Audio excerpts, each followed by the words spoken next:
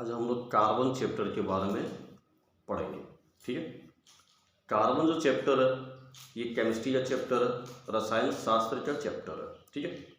Carbon जो है, carbon क्या है बता सकते हो? कार्बन जो है एक तत्व है। ठीक है। और कार्बन जो है अधातु, अधातु मतलब बात समझ में आता है? यदि देखा जाए कि हम लोग जब भी क्वेश्चन पूछते हैं कि धातु और अधातु से आप क्या समझते हैं, तो जनरली बहुत सारा जो स्टूडेंट्स होते हैं वो बताते हैं कि धातु में चमक होता है, धातु आघात वर्ध होता है, धातु तन्य होता है, अधातु में ये सब नहीं होता है।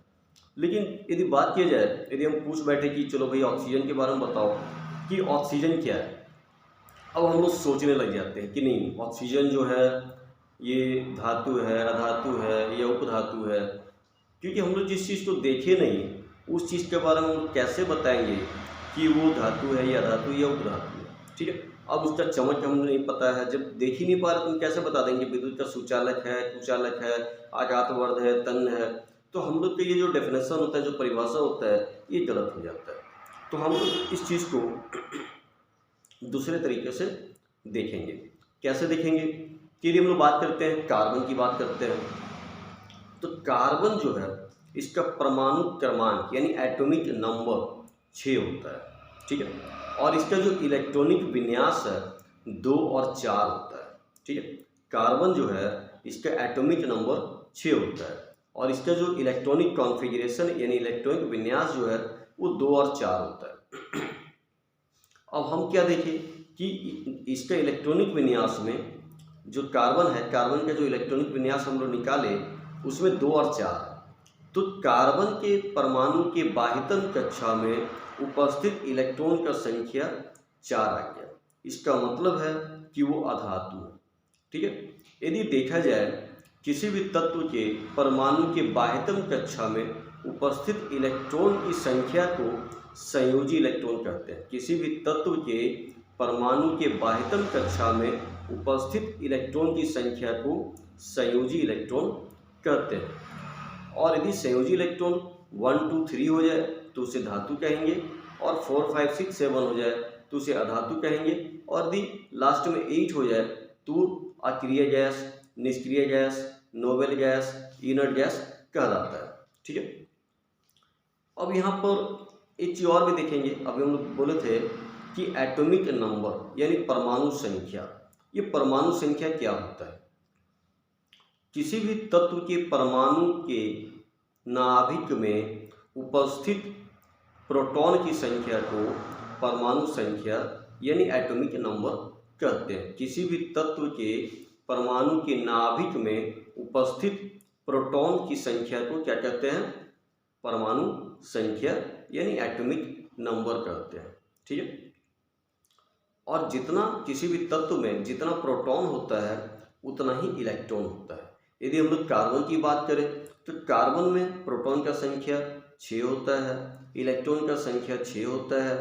जो कार्बन है उसका परमाणु संख्या यानी कि एटॉमिक नंबर भी 6 होता है। ठीक है। लेकिन अब यदि कहीं पूछा जाए कि परमाणु संख्या किसे कहते हैं यानी कि एटॉमिक नंबर किसे कहते हैं, तो हम लोग ऐसा नहीं बोल सकते हैं कि किसी तत्व में जितना इलेक्ट्रॉन हो परमाणु संख्या है, क्योंकि परमाणु संख्या डिपेंड करता है नंबर ऑफ प्रोटॉन पे। जितना प्रोटॉन होगा उतना ही परमाणु संख्या होगा। ठीक है। क्योंकि इलेक्ट्रॉन जो होता है वो घट भी सकता है, बढ़ भी सकता है, लेकिन जो प्रोटॉन है वो कभी घटता बढ़ता नहीं है। ठीक है। अब हम लोग बात कर रहे हैं इलेक्ट्रॉनिक विन्यास का। इलेक्ट्रॉनिक विन्यास क्या होता है? तो arrangement of electrons in different orbits is called electronic configuration यानी कि इलेक्ट्रॉनिक विन्यास। यानी इसका मतलब इलेक्ट्रॉनिक विन्यास का मतलब यही हुआ कि किसी भी तत्व के परमाणु में इलेक्ट्रॉनों का जो व्यवस्था है अलग अलग कक्षा में, उसे क्या कहते हैं? इलेक्ट्रॉनिक विन्यास कहते हैं। किसी भी तत्व के परमाणु में इलेक्ट्रॉनों की जो व्यवस्था है अलग अलग कक्षाओं में, उसे क्या कहते हैं? इलेक्ट्रॉनिक विन्यास या इलेक्ट्रॉनिक कॉन्फ़िगरेशन कहते हैं। ठीक है। अब हम लोग बात कर रहे थे, कार्बन चैप्टर पढ़ रहे हैं तो कार्बन मेन चीज़ है, इसके बारे में हम लोग पढ़ेंगे। तो इस पृथ्वी पर कार्बन का बहुत सारा यौगिक पाया जाता है। इसका क्या कारण है उसको भी हम बताएंगे। लेकिन पहले देखते हैं कि कार्बन वाला बहुत सारा यौगिक, हम लोग जितना भी चीज़ खाते हैं, आसपास में जितना भी पदार्थ है, करीब करीब सभी में कार्बन पाया जाता है, क्योंकि कार्बन एक ऐसा तत्व है जो सभी दूसरे तत्वों के साथ आसानी से दोस्ती कर लेता है। दोस्ती कर लेता है मतलब बॉन्ड बना लेता है, यानी बंधन बना लेता है। कार्बन जो होता है इसका संयोजी इलेक्ट्रॉन 4 होता है, क्योंकि इसके बाह्यतम कक्षा में 4 इलेक्ट्रॉन है। अब 4 इलेक्ट्रॉन या तो लूज करेगा यानी त्याग करेगा, या फिर गेन करेगा यानी ग्रहण करेगा। तो दोनों ही कंडीशन में इसको बहुत ज़्यादा ऊर्जा की आवश्यकता होती है, जो कि इसके लिए पॉसिबल नहीं है, संभव नहीं है। तब ये क्या करता है, दूसरे तत्व के परमाणु के साथ इलेक्ट्रॉनों का ये साझा करता है, मतलब लेन देन करता है, और इस प्रकार का जो बंधन बनता है उसको हम लोग कहते हैं सहसंयोजक बंधन। ऐसा बंधन जिसमें खुद वो इलेक्ट्रॉन ले भी रहा है और दे भी रहा है, जिससे बंधन बना। ठीक है, तो इस तरह का जो बंधन होता है इसको क्या बोलते हैं, सहसंयोजक बंधन कहते हैं। इसी कारण से जो कार्बन है इस पृथ्वी पर कार्बन वाला यौगिक बहुत ज़्यादा पाया जाता है। अभी हमने वर्ड यूज़ किए यौगिक यानी कंपाउंड। कंपाउंड क्या होता है, when 2 or more elements are combined in definite ratio and their property will be changed after the combining, that is called compound। इसका मतलब क्या है, जब 2 या 2 से अधिक तत्व आपस में एक निश्चित अनुपात में मिलते हैं और मिलने के बाद उनका गुण बदल जाता है तो उसे क्या कहते हैं, यौगिक कहते हैं, कंपाउंड कहते हैं। जैसे मान लो यदि हम लोग बात करते हैं पानी का, बात करते हैं पानी, इसलिए हम लोग बोलते हैं कि सबसे सिंपल एग्जाम्पल जो है वाटर हो जाता है यानी पानी। अब इसमें हम लोग क्या देखते हैं, जो पानी है 2 चीज़ का मिलने से बना है, हाइड्रोजन और ऑक्सीजन। ठीक है, पानी जो है यानी जो जल है इसका फार्मूला होता है H2O, यानी ये 2 चीज़ से मिलके बना, किसके मिलने से बना, हाइड्रोजन और ऑक्सीजन। हाइड्रोजन जो है एक ऐसा गैस है जो बहुत जल्दी आग पकड़ लेता है, और ऑक्सीजन जो है एक ऐसा गैस है जो जलने में मदद करता है, और पानी जो है क्या करता है, उसको बुझा देता है। ठीक है, तो गुण बदल गया। और एक चीज़ हम लोग देख सकते हैं, हाइड्रोजन जो है गैस है, ऑक्सीजन भी जो है गैस है, जबकि पानी जो है यानी जो जल है वो लिक्विड है। तो यहाँ भी गुण बदल गया। तो हम लोग कह सकते हैं कि ये जो है यानी जो पानी या जो जल है ये क्या है, यौगिक है यानी कंपाउंड है। ठीक, बात समझ में आ गई। अब जो है हम लोग पढ़ रहे थे कार्बन के बारे में पढ़ रहे थे। एक एग्जाम्पल हम लोग और देखते हैं, ये ऑक्सीजन का देखते हैं। सबसे सिंपल ऑक्सीजन है। यदि देखा जाए ऑक्सीजन के बारे में हम लोग बात करते हैं तो ऑक्सीजन जो है इसका एटॉमिक नंबर होता है 8। तो इसका पहला कक्षा जो है उसमें 2 इलेक्ट्रॉन होगा और उसके बाद वाला कक्षा में 6 इलेक्ट्रॉन होगा। यानी ऑक्सीजन का जब हम लोग इलेक्ट्रॉनिक कॉन्फ़िगरेशन, यानी इलेक्ट्रॉनिक कॉन्फ़िगरेशन का मतलब हुआ इलेक्ट्रॉनिक विन्यास, जब निकालेंगे तो हम लोग देखते हैं कि 2 और 6 आता है। अब इसके बाह्यतम कक्षा में 6 इलेक्ट्रॉन है, इसका मतलब हो गया ये संयोजी इलेक्ट्रॉन यहाँ पर कितना है, 6 है। ठीक है, अब इससे क्या पता चल गया कि जो ऑक्सीजन है वो अधातु है। बताओ हम लोग यदि पूछते अभी कि ऑक्सीजन धातु के धातु है और हम लोग सोचने लगते हैं कि उसमें चमक होता है, आघातवर्ध है, तन्य है, तो हम लोग तो सोचते रह जाते हैं क्योंकि ऑक्सीजन गैस तो देखा ही नहीं है। तो यहाँ पर मेरा काम आसान हो गया कि हम लोग कैसे धातु और अधातु में आइडेंटिफाई किए, यानी कि धातु और अधातु को हम लोग कैसे पहचाने। एक एग्जाम्पल हम लोग और देखते हैं, सोडियम, ये भी कॉमन एग्जाम्पल है। सोडियम जो है इसका परमाणु क्रमांक यानी एटॉमिक नंबर जो है वो 11 होता है। अब इसका एटॉमिक नंबर क्या है, 11 है, यानी इसमें प्रोटॉन 11 है, इलेक्ट्रॉन भी 11 है।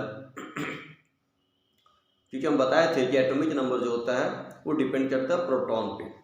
तो यहाँ पर एटॉमिक नंबर 11 तो प्रोटॉन भी 11, और जितना प्रोटॉन होता है उतना इलेक्ट्रॉन, तो इलेक्ट्रॉन भी 11।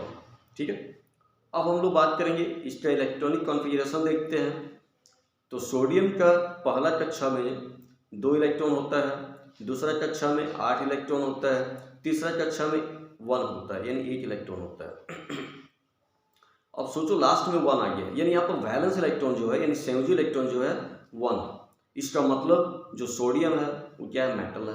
अब हम लोग बहुत ही आसानी से पहचान सकते हैं कि कोई भी तत्व जो है वो मतलब वो क्या है, धातु है या अधातु है। यदि वैलेंस इलेक्ट्रॉन 1 2 3 हुआ तो उसको धातु कहेंगे, और यदि 4 5 6 7 हुआ तो उसको अधातु कहेंगे। अभी हम वर्ड यूज किया वैलेंस इलेक्ट्रॉन।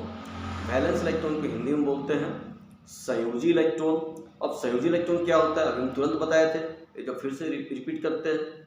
संयोजी इलेक्ट्रॉन कहने का मतलब किसी भी तत्व के परमाणु के बाह्यतम कक्षा में उपस्थित इलेक्ट्रॉन का संख्या को क्या कहते हैं, संयोजी इलेक्ट्रॉन कहते हैं। ठीक है, अब एक क्वेश्चन हम पूछते हैं। मैग्नीशियम जो है इसका एटॉमिक नंबर कितना होता है, याद है किसी को? मैग्नीशियम जो है इसका एटॉमिक नंबर होता है 12। ठीक है, अब हम इसका इलेक्ट्रॉनिक कॉन्फ़िगरेशन यदि पूछते हैं, ठीक है, तो क्या होगा इसका इलेक्ट्रॉनिक कॉन्फ़िगरेशन? तो इसका एटॉमिक नंबर 12 है, तो इसको देखते हैं क्या हो सकता है। पहला में क्या होगा 2, फिर 8, फिर 2। ठीक है, अब बताओ कि हम बताए थे अभी कि जब वैलेंस इलेक्ट्रॉन 1 2 3 होता है तो मेटल होता है यानी धातु। अभी हम लोग मैग्नीशियम का जब इलेक्ट्रॉनिक कॉन्फ़िगरेशन निकाले तो आया 2 8 2। यहाँ पर वैलेंस इलेक्ट्रॉन कितना है, यहाँ पर वैलेंस इलेक्ट्रॉन जो है 2 है। इसका मतलब क्या हुआ कि ये क्या है, जो मैग्नीशियम है वो धातु है।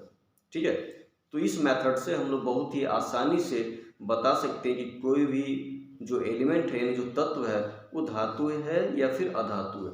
हम लोग को सीधा क्या करना है, जो भी एटॉमिक नंबर दिया हुआ है उसका सबसे पहले इलेक्ट्रॉनिक विन्यास निकालेंगे, और इलेक्ट्रॉनिक विन्यास निकालने के बाद सबसे बाहरी कक्षा में देखेंगे कि इलेक्ट्रॉन का संख्या कितना है। यदि इलेक्ट्रॉन का संख्या 1 2 3 है तो हम उसको धातु बोल देंगे, अदरवाइज उसको अधातु बोलेंगे। लेकिन लास्ट में यदि 8 आ गया तो उसको धातु और अधातु नहीं कह के अक्रिय गैस या नोबल गैस, इनर्ट गैस या निष्क्रिय गैस कहते हैं। ठीक है, तो इस तरह से आज हम लोग क्या सीखे कि धातु और अधातु में कैसे हम लोग पहचान सकते हैं उसका इलेक्ट्रॉनिक विन्यास के आधार पर, क्योंकि ये मेथड ज़्यादा बेटर है। यदि हम लोग जब भी क्वेश्चन पूछते हैं कि धातु और अधातु क्या है तो जनरली स्टूडेंट सीधा ये बता देता है कि जिसको पीट के चपटा कर सकते हैं, जो तन्य होता है, जो विद्युत का सुचालक होता है। लेकिन तब हम लोग मार खा जाते हैं इस बात पे जिस चीज़ को हम देखे ही नहीं। अब सोचो सोडियम हमको देखने को नहीं मिला, अब सोडियम के बारे में कैसे बताएंगे कि धातु या धातु है? तो यदि हमको ये मेथड पता रहेगा तो हम आसानी से बता सकते हैं कि सोडियम जो है धातु है या फिर अधातु है, नहीं तो फिर बहुत ही प्रॉब्लम हो जाएगा। ठीक है, तो आज जो हम लोग कार्बन टॉपिक पढ़े, कार्बन चैप्टर का, आज हम लोग इतना ही पढ़ेंगे। कल इसके बाद कुछ और टॉपिक हम बताएंगे। ठीक है।